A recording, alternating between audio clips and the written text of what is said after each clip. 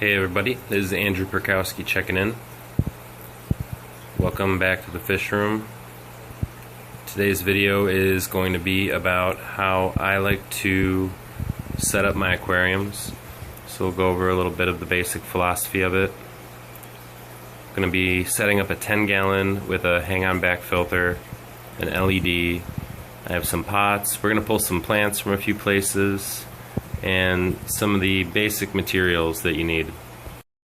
We start with the basics. This is a 10-gallon aquarium, like I said. I cleaned it out. I did not use any chemicals to do so.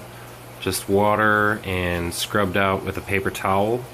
There's no fibers, glass is clean. I already checked to make sure that it would hold water and everything looks good. Here's about 5 pounds of large gravel. It's been washed. I recommend using a colander that you're not going to use for food purposes. I like to use these terracotta pots in a bunch of my tanks, and I normally fill them about halfway to 2/3 of the way with dirt and then cover with gravel. This is one that I didn't add any gravel to yet, so you can see just mixed around a little bit. Gonna take from here, put that gravel cap on, and then add the gravel to the tank. Alright, and now I have added the gravel to the tank, but please note that I really only covered a little bit less than half of the bottom. The rationale behind this, and it's something that's employed by a number of people, Greg Sage has talked about it on his channel as well, is that you need the substrate as a harborage place for the nitrifying bacteria to complete the nitrogen cycle. But also, if you have too much of it, then you can end up with a lot more waste collecting. Also, I found that going about halfway makes it a lot easier to do maintenance on the tank, because I can easily vacuum out some of that, and when I add water back in, I just pour it into this open space. So like I said, this is more of a utilitarian setup. What I'm going to be using this for at first is a quarantine tank, and then from there it will become a fry tank or something else. But I do employ the same basic setup with a number of my aquariums, just slightly modified depending on what fish I'm trying to keep. Alright, and to kickstart the cycling process, I have added some water from an established aquarium, actually from that one up there, and this will help to get the nitrifying bacteria going. I'm also going to be adding the filter cartridge from an established filter to this one, and then we'll get this process going. I'm going to take some water from a few more aquariums as well to get this started, as well as I have some buckets that I've been gassing off for a period of time.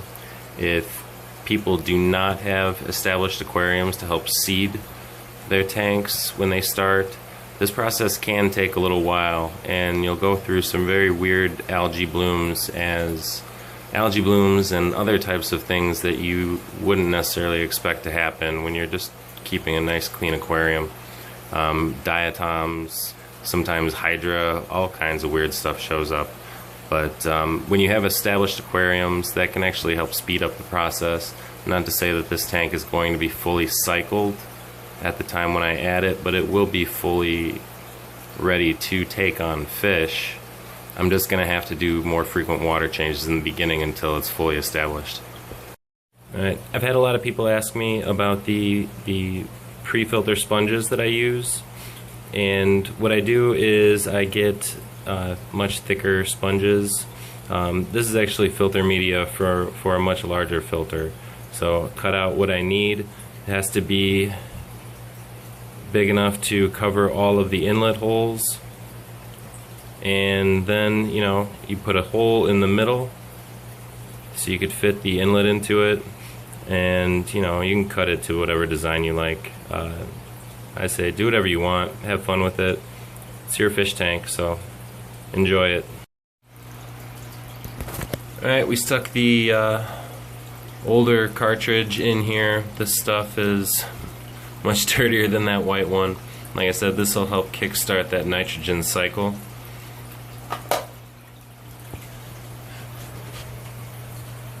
And then there's an inlet.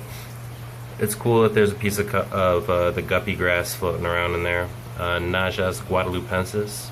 I was actually planning on adding a whole bunch of it because I think it makes an excellent fry hide. Alright, so here's the finished product. I added this LED light. I'm not going to show the brand name, but I used the same basic light on all my tanks so that, like, turn that off, turn that on, all this stuff. But anyway, low watt LED, way brighter than the T5 ballast that I used to use back in the day that used so much more power. There are some inhabitants in here. Dropped in some ram's horns. Threw in a bunch of the guppy grass. And I didn't put any dirt in that pot over there, or I mean I didn't plant anything in there, but if you can see, the guppy grass does throw down these roots. It will root in the dirt. I'm going to have to keep this this dwarf Sagittaria over here clean, but otherwise they'll totally root in there as well. Guppy grass is an awesome plant, but it is very quick growing, and it also grows algae pretty quickly as well, so you got to stay on top of it. It is pretty easy to remove those portions that do start growing algae, but it's a very worthwhile plant, and I think that in the tanks I have it in, that the fry are just going to love it. But anyway, so also almost forgot, I do like to get the same magnets. So hope you enjoyed this video. It was a quick walkthrough of how I like to set up my tanks. Like I said, this is going to be a quarantine tank for a little bit and then become a fry tank. So pretty excited. And if you guys like what I'm doing here, hit like, subscribe. Definitely be posting more updates in the near future. Thanks for watching.